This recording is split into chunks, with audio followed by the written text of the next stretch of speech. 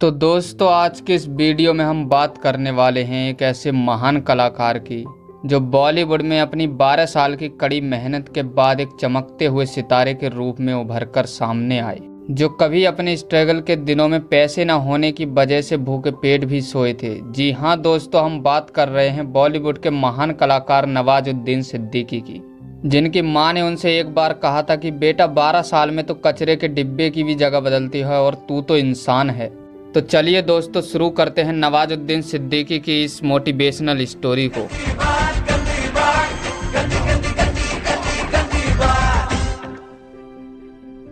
क्या हुआ? कैसा लगा? तो दोस्तों, नवाजुद्दीन सिद्दीकी की इस कहानी की शुरुआत होती है 19 मई 1974 को, जब उत्तर प्रदेश के मुजफ्फरनगर जिले के बुधाना गांव में एक मुस्लिम जमींदार परिवार में इनका जन्म हुआ। इनके पिता एक किसान हैं और इनकी माता एक हाउसवाइफ हैं। नवाज अपने 9 बहन भाइयों में सबसे बड़े हैं।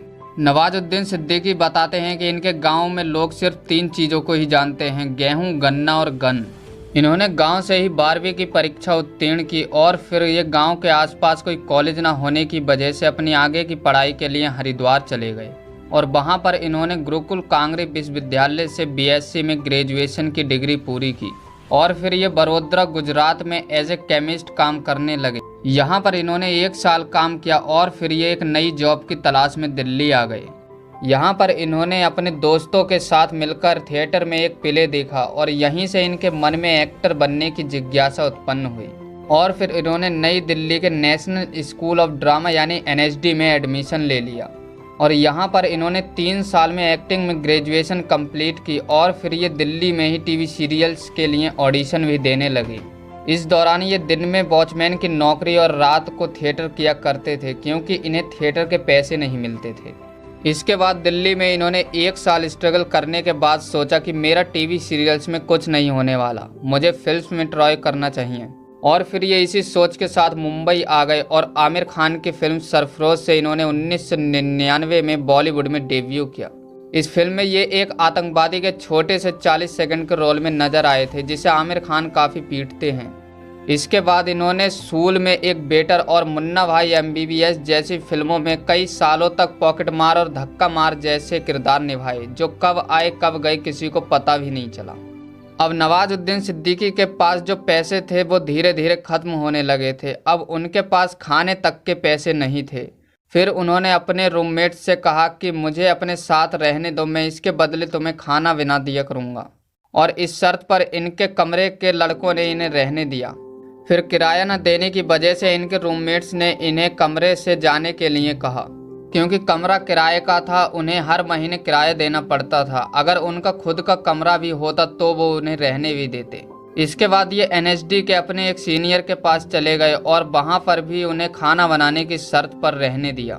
दोस्तों, राजपाल यादव और नवाजुद्दीन सिद्दीकी शुरू से ही अच्छे दोस्त रहे हैं और बॉलीवुड में सफलता न मिलने की वजह से राजपाल यादव ने घर वापस जाने का फैसला कर लिया था और राजपाल यादव और अनुराग कश्यप दोस्त थे। ये तीनों ही उस समय स्ट्रगल आर्टिस्ट थे।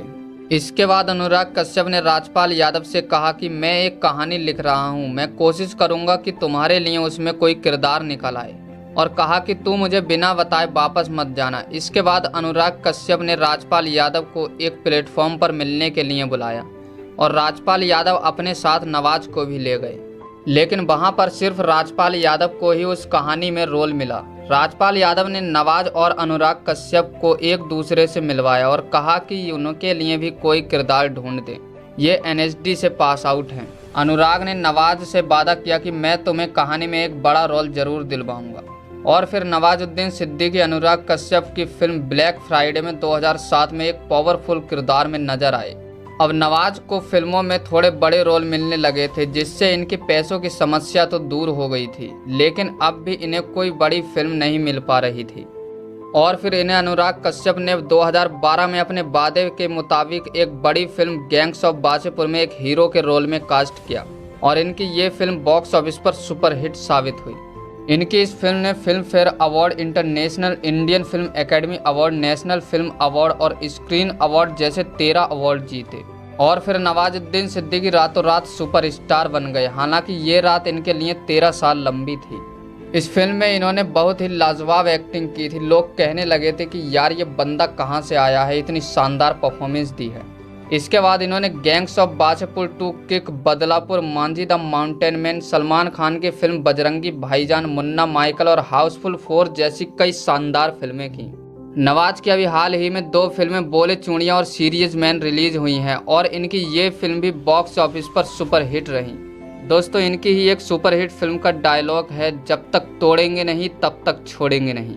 तो दोस्तों, ये थी नवाजुद्दीन सिद्दीकी की लाइफ की मोटिवेशनल स्टोरी। अगर आपको ये वीडियो अच्छी लगी हो तो प्लीज़ हमारे चैनल को सब्सक्राइब करके इस ऊपर वाले बेल के आइकन को जरूर ऑन कर दीजिए और साथ में लाइक, शेयर और कमेंट करना भी ना भूलें। आपका बहुमूल्य समय देने के लिए बहुत बहुत धन्यवाद।